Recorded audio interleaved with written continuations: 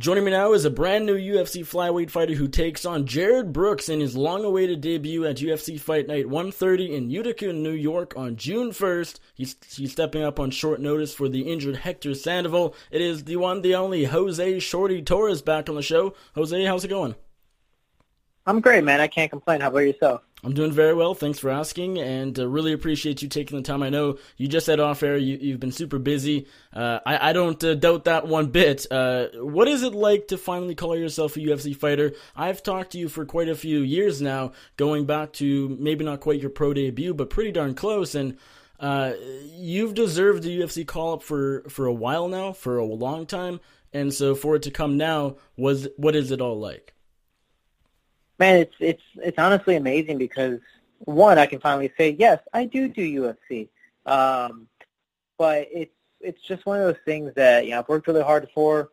Everyone, lately has been boasting about me that I should be in UFC, so be it. And I know there's been communications between myself and them, and just sadly, just things haven't worked out. So finally, something comes up where my team believes it's a great matchup. They believe that I can make the weight under last-minute notice, and they go, let's put you in there. Let's see how this turns out. And we're more than happy and excited to just put on an amazing show.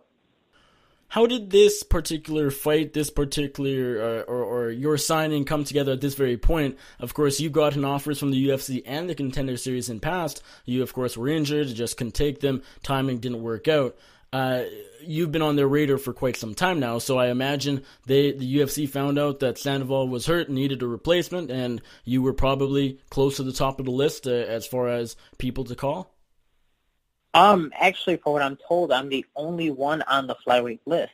Even though, Mick Manor and I do have our differences lately, or have had differences lately, it's one of those things that, because of my accolades, I'm very well respected, and it's something that they go, hey, if we are going to sign more people to the flyweight division, mainly last minute, it's going to be Jose Shorty Torres. We're not going to get somebody else. We're just not interested in trying to sign someone else, and that's, so be it. So for me, I got the last minute call up. It's not, my favorite type of call up, because this is pretty much all I've been offered, but again, it's the opportunity where I feel, hey man, if it's happened 8 times, I think I'm not going to get another chance. So I might as well take a nice time, and I'm signed officially to the UFC because of it, and it's just one of those things that, again, I'm very excited to fight whomever. It could have been DJ, it could have been Jared Brooks, could have been whomever, in the flyweight division. I'm just ready to put on a show. What's the feedback been like? Of course, you said you've been busy for the past couple of days. What has the feedback been like? Has it been overwhelming? Did you expect it all? What's it all sort of been like? Can you put into words what your past few days have been like?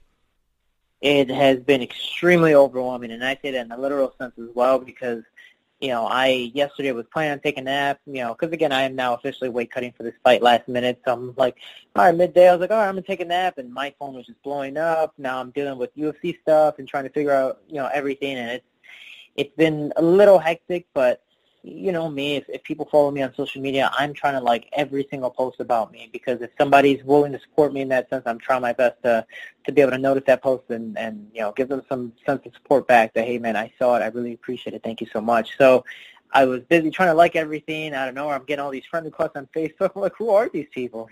So it's been really cool. People that I haven't talked to in years, or, we were best friends as kids, or whatever the case may be, everyone's hitting me up. The person who originally introduced us, Brian Levick, people brought it up that it would have been awesome for him to be here, to be able to witness it. Sadly, for people who don't know who he is, he passed away sometime last year. So it's crazy to see just people coming out of the woodworks and really congratulating me. It's awesome. It's slowly starting to settle in and hit me, but I'm just really happy again to be in this juncture. And I guess you're thrilled to be a UFC fighter now, but I would imagine there's a lot of relief as well, because as I said off the top, this should have happened a little while ago, and for whatever reason, timing issues or other issues, it didn't. So I guess it's pretty relieving to finally be able to sign the dotted line.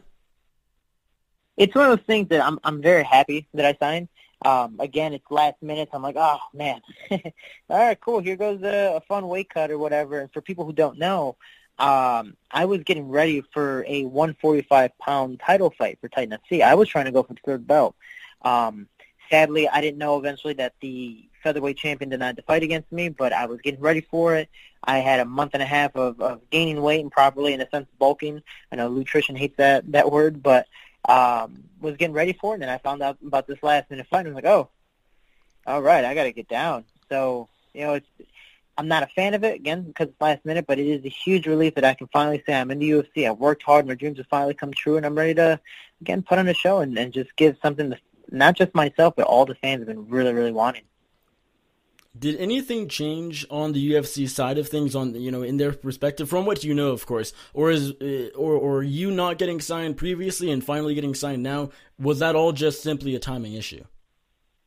It was honestly a timing issue. Every single time they called me, it was either I'm injured or people don't want to fight me. We even had to talk Jared Brooks into fighting me. Whether it be because he was, scared to fight me, or he just wanted a longer camp to prepare for me, whatever the case may be. That's something I try my best not to get into, but some people just don't want to fight me because of the accolades, because of my style, whatever the case may be.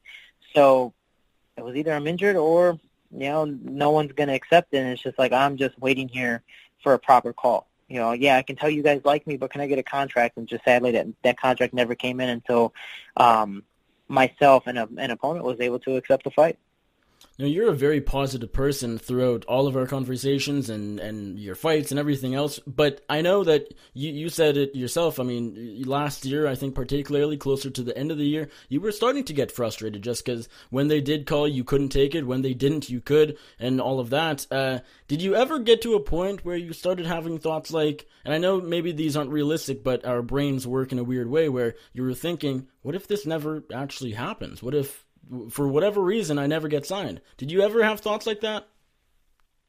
Yeah, I was slowly starting to see that I was trying to reach out to other promotions and trying to reach out and go, UFC doesn't want me. All right, I got to go to the next best thing. I love Titan FC, but we have to, to figure something else out. Do I have to achieve more belts? Do I have to go up another weight class? Do I have to do this, do that? And yeah, again, I was just kind of like, man, no one wants to fight me. It's kind of the opposite. It's weird how the guy with such a huge resume who's done all the work has, it's kind of like applying for a job. The guy who has the biggest resume usually gets the job, but for some reason it's the opposite. It's like, hey, can you clean? Yeah, cool, you're in. Like, no interview whatsoever. It's just that, so for me, it's like, man, was all this stuff even worth it? All these world championship titles, all these title defenses, it's actually holding me back. And, again, I'm just happy that Jared Brooks was, well enough to take the fight. It's a huge thing for me. So, things happen for a reason. Time comes, and opportunities come and go. But my opportunity came, and I was able to take it.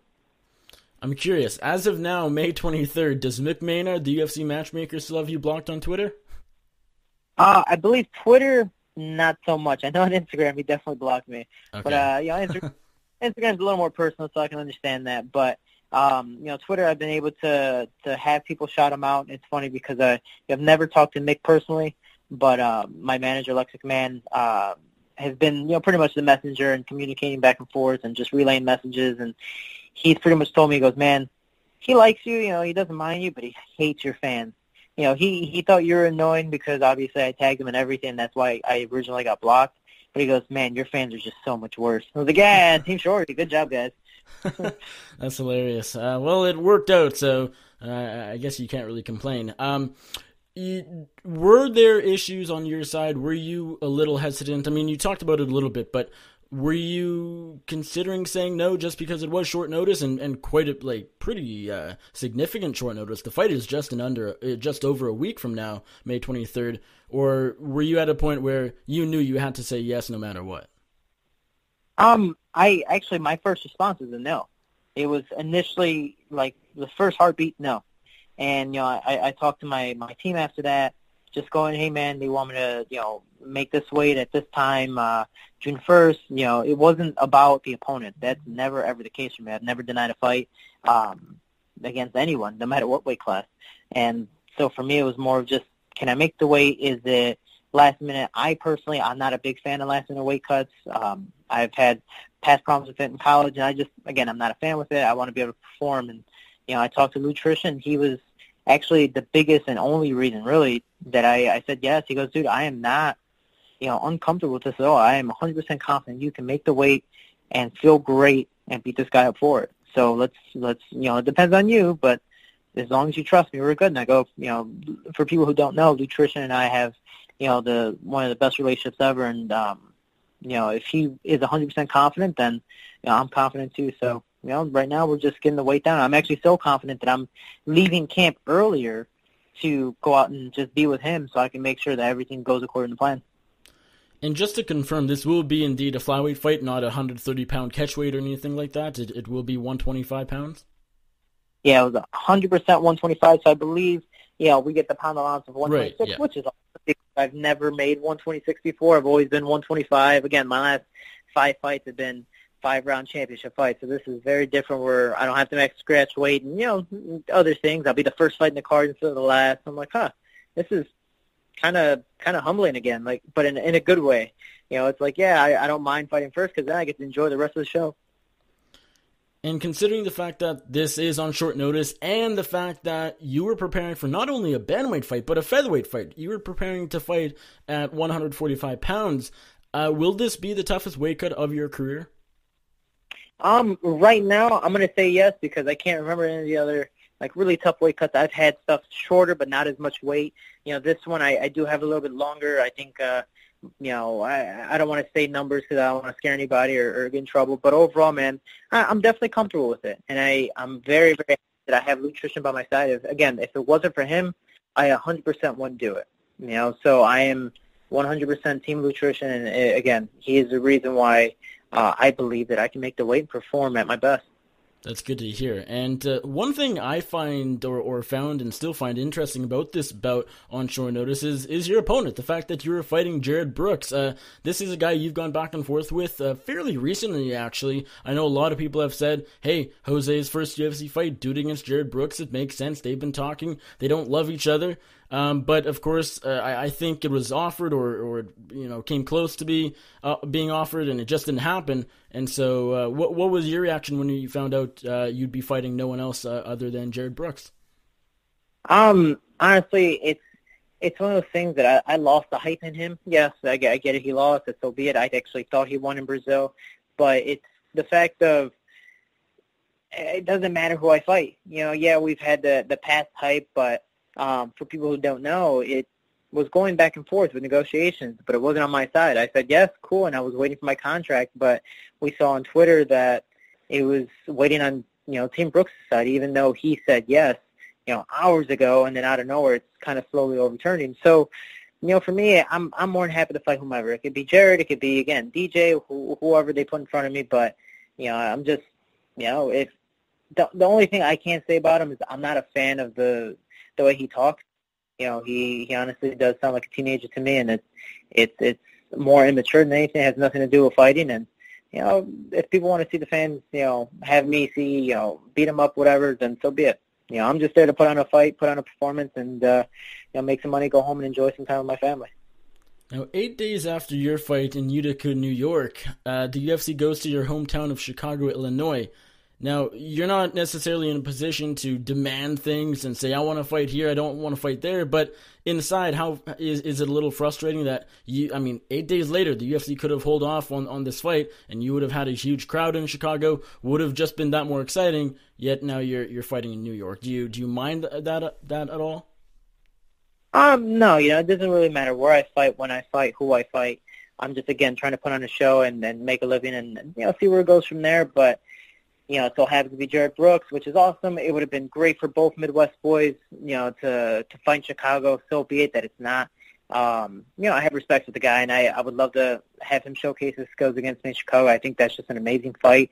And I honestly feel that people haven't seen the best of Jared Brooks, nor have they seen the best of me. And I think because of our styles and characteristics, we're just going to make each other that much better. But it just so happens to be in New York. I think it's probably for us the second best option. So.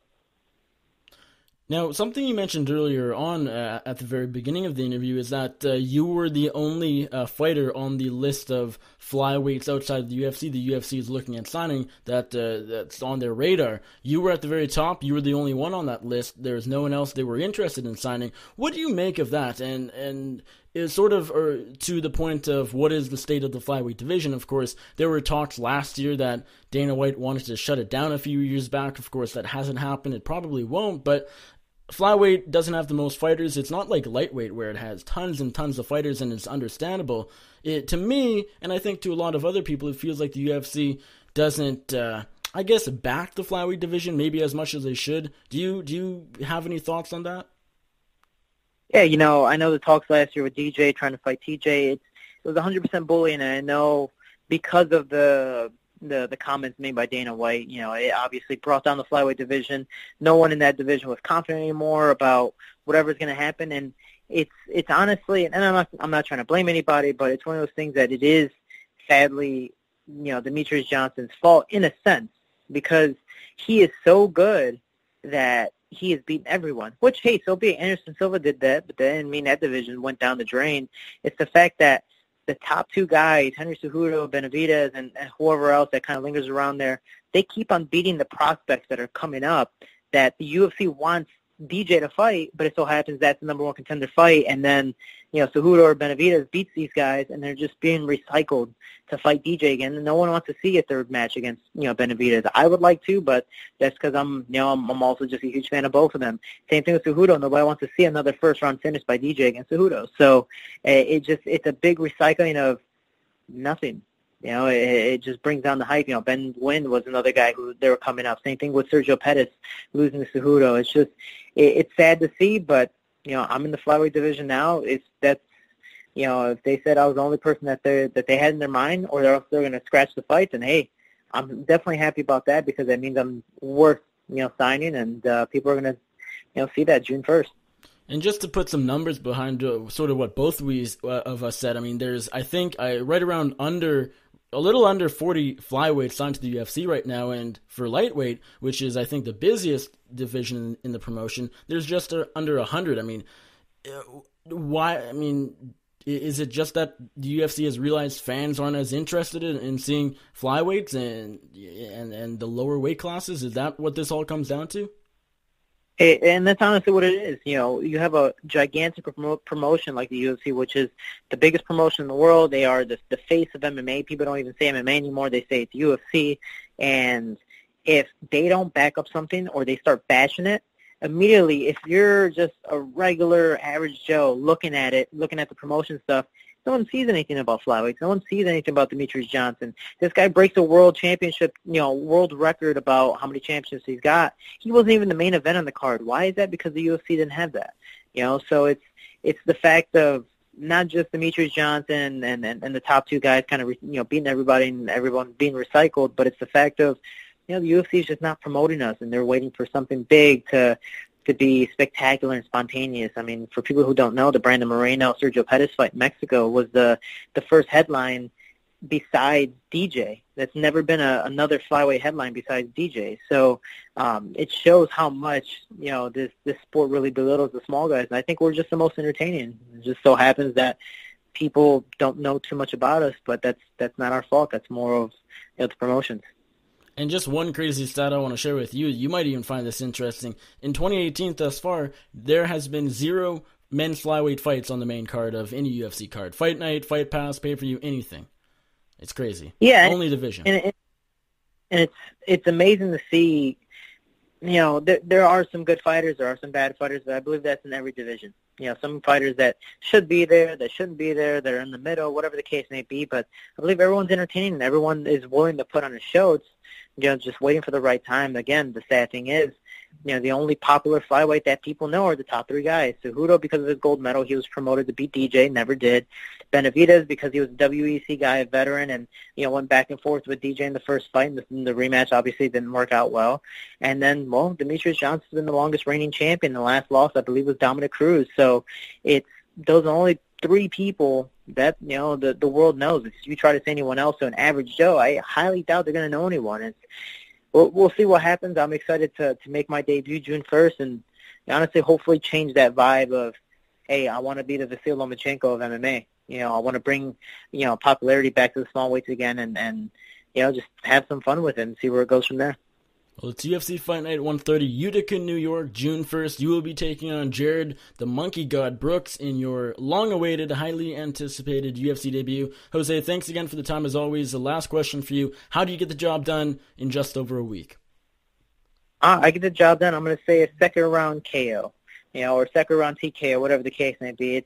I just don't see him be able to handle the punches. He's not a big fan of standing up and trading. He's not a big fan of taking any type of shots, and he does gas fairly quick. Mainly if he takes you down so many times and he does all the work in the first round. So I just don't see him be able to keep up pace with me. For people who know my fights, I walk forward, I push, and he is a state champion Indiana wrestler. That's great. I'm a national college All-American. I can obviously compete with it, and I have the accolades to do so. So I'm just excited to see what he's going to do when he can't take me down. Well, Jose, thanks again for the time. I really appreciate it. It's always great talking to you, especially just a week or so away from the biggest fight of your career. Before I let you go, remind my audience, if they're not already following you, where they can get a hold of you on social media. And if there's anybody you'd like to thank or give a shout-out to, the floor is yours. Yeah, for sure. I definitely like to just thank everyone supporting me. It's been a long time coming. So be it if people think it's, been long overdue. I'm just happy that the opportunity's here. I'm taking it, and we'll see where it goes from there. And I just appreciate all the support. That's why I always do say we can roll together. We are Team Shorty, because I can't do it without anyone else, pushing me forward. So I just want to say, if people want to follow me, Jose Shorty Torres, with quotations around Shorty, on Facebook, Instagram, Jose Shorty Torres, all one word, and Twitter, Shorty Torres 125. Lastly, if anybody wants to support me and the kids in my gym, 20% of all their earnings at my website, teamshorty.com, goes to the kids in my gym so they can travel, train, and just, in a sense, get an opportunity of life to see if, they like the sport. If not, build some confidence to do something else. So I appreciate it, guys. Teamshorty.com. I appreciate your time.